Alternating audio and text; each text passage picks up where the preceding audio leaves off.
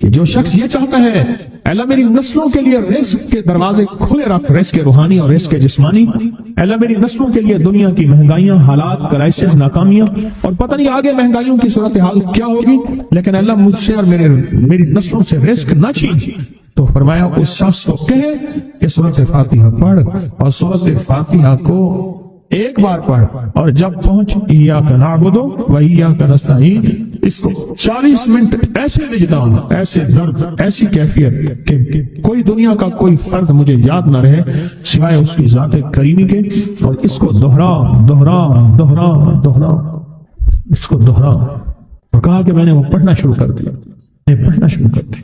شیخ حامد کوفی کہتے ہیں کہ کوفہ میں ہمارے ہاں ایک رئیس تھا، اور لوگ اس کے در سے کھاتے تھے، اور لوگ اس کے در سے بہت لیتے تھے، اور بہت سخاوت چلتی تھی، اور سنا تھا کہ اس کے والد بھی ایسے رئیس تھے، اور سنا تھا اس کے دادا بھی ایسے رئیس تھے، اور یہ بات سنی تھی کہ اس کے دادا نے کوئی عمل کیا تھا، اور ایسا نہیں، دادا کے بڑوں نے کوئی ایسا عمل کیا تھا جس میں اللہ سے نسلوں کے لیے رزق اور رزق کے خزانے منوائے تھے۔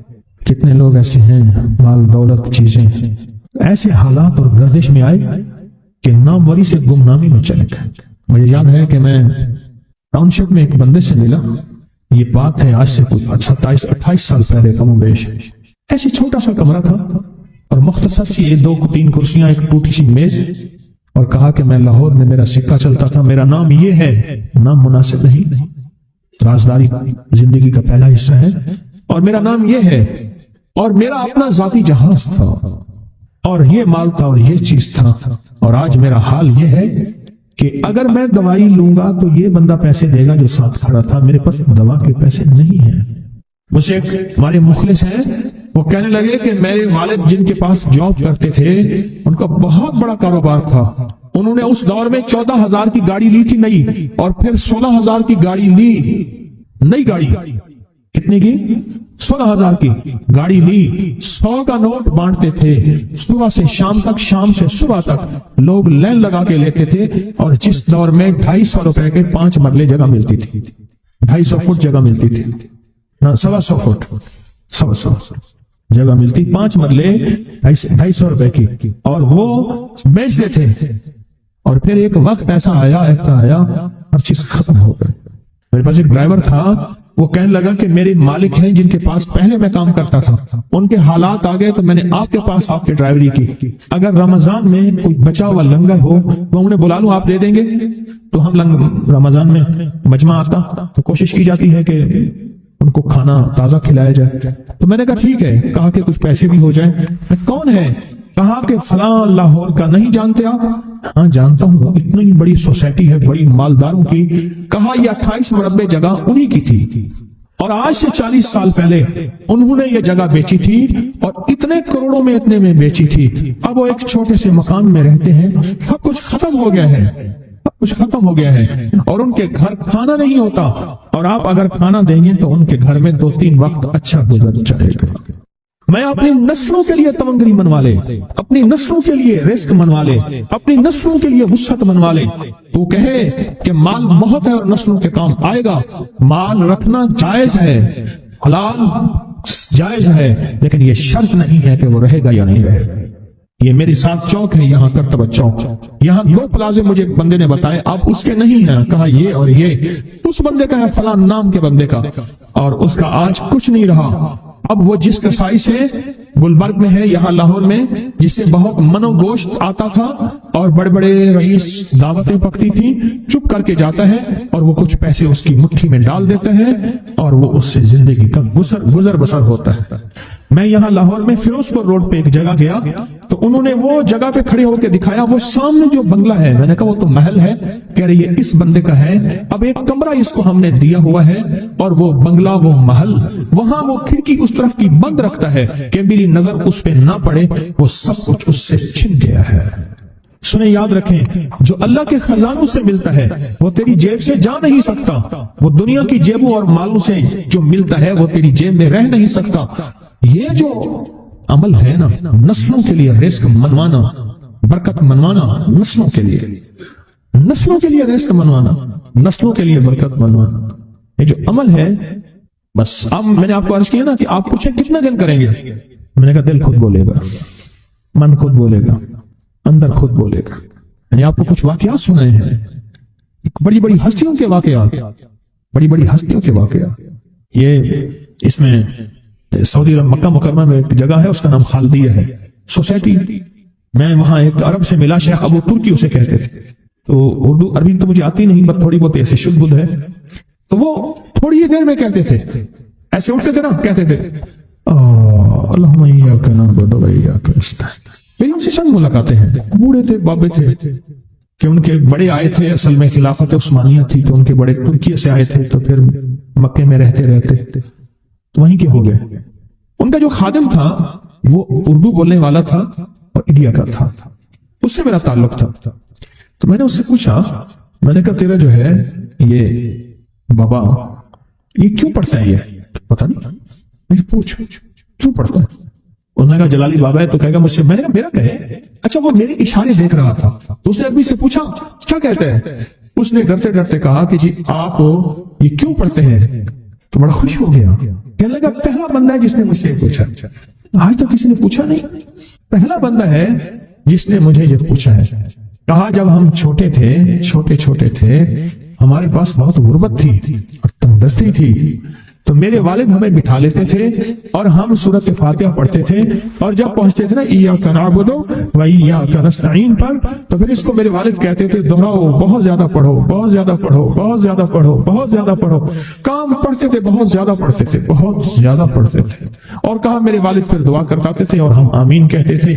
اور میرے والد کہتے تھے چلو مبارک ہو، ہمیں جو ہے اللہ پاک وہ فلاں چیزیں، وہ حلاوے، وہ چیزیں کھلائیں گے. کہہ رہے ابے کو دیکھتے تھے، ابا جی ہمارے پاس تو پیٹ بھر کے روٹی نہیں ہے، آپ کہتے ہیں اللہ وہ کھلائے گا، وہ کھلائے گا. اور ابا ایسے خوش ہو جاتا تھا. کیوں؟ ابے کو یقین تھا کہ سورۃ فاتحہ اس کریم نے قبول کر لی اور میرا کام ہو گیا. وَمَن يَتَوَکَّلْ عَلَى اللَّهِ. ہاں میرے بندے، میری ذات پہ بھروسہ کر کے دیکھ، میرے قریب آ کے دیکھ، مجھ سے دوستی لگا کے دیکھ تو صحیح، میں کر کے دکھاؤں گا. جو بندہ سانس روک کے اس کو پڑھ لے، سانس روک، اس کا دل روشن، اس کے جذبے روشن، اس کو ولایت ملتی، اس کو روحانیت ملتی، اس کو برکتیں ملتی ہیں، اس کو خیریں ملتی ہیں. چھوٹا سا لفظ ہے، کیوں؟ فرشتوں کی تبدیلی کا وقت ہے. عصر کے وقت جو بندہ عمل کرے گا اس کو 2 فرشتے ملیں گے، آنے والے بھی جانے والے. کسی بھی نماز میں 2 فرشتوں کی آمد نہیں ہوتی، ایک فجر میں اور ایک عصر میں. ایک آنے والے، ایک جانے والے. آنے والے کہیں گے یا اللہ یا لا یجلیھا لوقتھا الا ہو، پڑھ رہا تھا. اللہ پاک فرمائیں گے اس کا جذبہ کیا تھا؟ یا اللہ اس کا جذبہ تھا دل روشن ہو جائے، زندگی روشن ہو جائے، اندھیروں سے نکل جاؤں، دل کی دنیا آباد ہو جائے، من کی دنیا آباد ہو جائے اور جذبوں کی دنیا آباد ہو جائے. یا اللہ یہ جذبہ. اور ایک فجر کا وقت ہوتا ہے جس فجر کے وقت میں یہ 2 چیزیں تبدیلیاں ہوتی ہیں. عصر کے وقت ایک اور بھی فیصلہ ہوتا ہے، وہ اولاد اور نسلوں کا فیصلہ ہوتا ہے. یہ میری بات یاد رکھیے، اولاد اور نسلوں کا فیصلہ عصر کے وقت ہوتا ہے. اس لیے فرمایا جو بندہ عصر کے وقت یا رحمان پڑھے، میں جو بندہ عصر کے وقت 11 بار یا رحمان پڑھے گا. کیا پڑھے گا؟ صرف 11 بار یا رحمان پڑھے گا عصر کے وقت. اللہ اس کی نسلوں کے فیصلے فرماتے ہیں. بڑی قیمتی بات، نسلوں کے فیصلے فرماتے ہیں. نسلوں، اللہ اس کی نسلوں کے فیصلے. اس وقت بے اولادی بڑھ رہی ہے، بہت بڑھ رہی ہے، حد سے زیادہ بڑھ رہی ہے. بے اولادی بہت بڑھ رہی ہے اور حد سے زیادہ بڑھ رہا ہے. اللہ اس کی نسلوں کے لیے فیصلے فرماتا ہے. دیکھیں اللہ نے 2 چیزوں کو فرمایا ہے کہ تم ان کو پسند بھی کرتے ہو اور اس پہ تمہیں فخر بھی ہے. المال والبنون، ایک مال اور ایک بیٹے. یہ تمہارے لیے 2 چیزیں پسندیدہ ہیں، مال اور بیٹے. فجر کے وقت مال ملتا ہے، عصر کے وقت بیٹے ملتے ہیں. عجیب بات، فجر کے وقت کیا ملتا ہے؟ بولے. اور عصر کے وقت، اچھا فجر اور عصر کی تقسیم ہے، عجیب تقسیم ہے. عصر کے وقت طلسمات بہت ٹوٹتے ہیں، جادو بہت ٹوٹتے ہیں، بندشیں بہت ٹوٹتی ہیں، کیونکہ عصر کا وقت اصل میں بڑا نازک ہے. ظہر اور مغرب کے درمیان کا نازک وقت. انسان نے ظہر کو وقفہ کیا، فجر کا کام کیا ہو گیا، اب وہ اس کو مغرب قریب نظر آتی ہے. اور یہ نماز بہت حساس نماز، بہت حساس، بہت حساس. فجر کا جو بندہ فجر کو قیمتی بنا لے گا، اللہ اس کی نسلوں میں روزی نہیں چھینے گا، اس کی نسلوں میں رزق نہیں چھینے گا، اس کی نسلوں کے اندر روٹی نہیں چھینے گا، اس کی نسلوں میں قرضے نہیں ہوں گے، اور اس کی نسلوں میں فقر نہیں ہوگا، اس کی نسلوں میں غربت نہیں ہوگی. اور اس کی نزلوں میں مفلسی نہیں ہوگی. اور لفظ مفلسی فلوس سے ہے.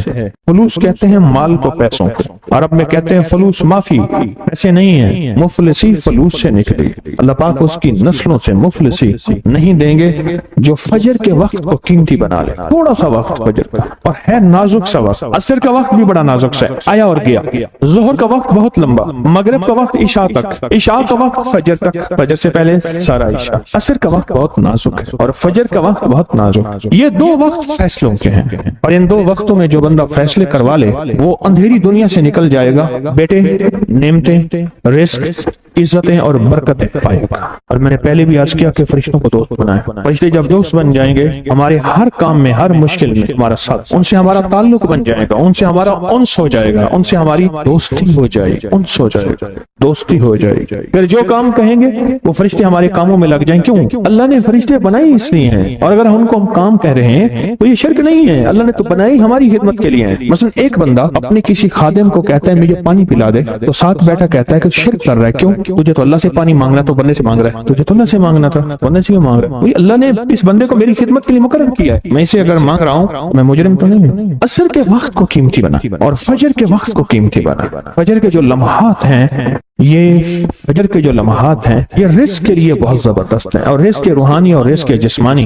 جو کہتے ہیں میرے گھر میں رزق ختم نہ ہو، میری نسلوں میں رزق ختم نہ ہو، اور میری نسلوں میں فاقے نہ ہو، غربت نہ ہو. بڑے تمنگر دیکھے، بڑے مالدار دیکھے، ایسے ایسے لوگ دیکھے جن کے پاس خزانے ہی خزانے تھے، لیکن فقر اور فاقے کی جب لپیٹ میں آئے تو ہر چیز ختم ہو گئے. کیونکہ جب دینے پہ آتا ہے ان گنت دیتا ہے، اور جب لینے پہ آتا ہے پھر ان گنت لیتا ہے، اور اتنا لیتا ہے، اتنا لیتا ہے کہ فقر، فاقوں اور غربت کی انتہا ہو جائے. اپنی زندگی کے سفر میں ان دو اوقات کو قیمتی بنا. کالی دنیا سے نکل جائیں گے، اچھا پھر کالی دنیا کے ساتھ کالے روگوں سے نکل جائیں گے. ایسے روگ، ایسے مسائل، ایسے مشکلات جو مجھے زندگی میں الجھا دیں، جو میرے رزق میں مجھے الجھا دیں، جو میری صحت میں مجھے الجھا دیں، جہاں ناکامیاں اور پریشانیاں میرے ارد گرد پیدا کر دیں، اور میرے حالات میں مجھے تنگیاں آ جائیں، میرے حالات میں مجھے سختیاں آ جائیں.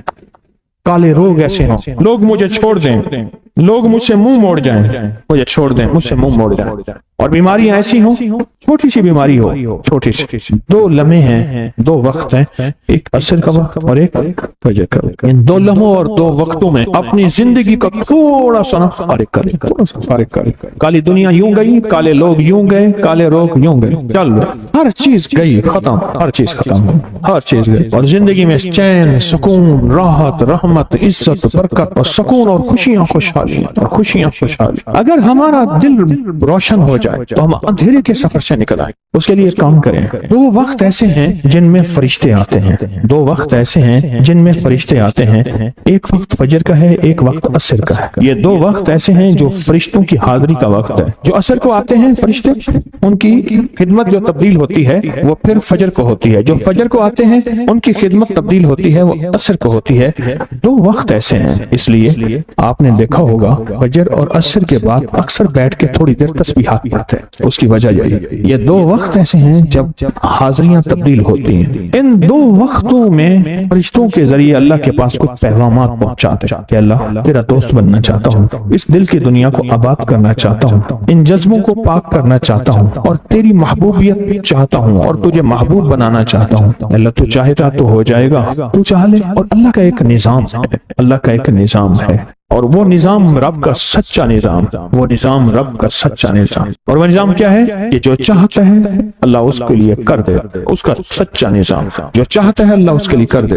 اس لیے عصر کی نماز کے بعد جو شخص عصر کی نماز کے بعد کیا کرتا ہے، لا یجلیھا، بس سانس روک کے پڑھ لے، جتنی دفعہ پڑھ لے. عصر کی نماز کے بعد، عصر کی نماز کے بعد بڑے فیصلے ہوتے ہیں، اور فجر کی نماز کے بعد بڑے فیصلے ہوتے ہیں، طاقتور فیصلے ہوتے ہیں، بہت طاقتور فیصلے ہوتے ہیں. لا یجلیھا لوقتھا الا ہو. عصر کے وقت میں ایک اور چیز ہے اور بڑی اہم چیز ہے. ایک تو میں نے عصر کے وقت میں عرض کیا لا یجلیھا لوقتھا الا ہو، سانس روک کے پڑھ لیں، جتنی دفعہ پڑھ لیں، بہت ملتا ہے. تسبیحات فاطمہ کب پڑھنی ہے؟ فجر کے بعد اور عصر کے بعد. اس کی وجہ ہے کہ فرشتوں کو یہ تین الفاظ بہت محبوب ہیں، کلمتان خفیفتان، الفاظ بہت طاقتور ہیں. اس لیے تسبیحات فاطمہ فجر اور عصر کے بعد یہ وقت فرشتوں کی تبدیل کا ہے. اللہ کے ولیوں نے اپنی کتابوں میں نے ایک بات لکھی ہے، ہم نے جب بھی اس دعا کو پڑھا اللہ پاک جل شانہ نے اسے فوری عطا فرمایا، اللہ نے آج تک اس دعا کے مانگے کا رد نہیں فرمایا۔ ایک واقعہ ہے حضرت علی کرم اللہ وجہہ کا۔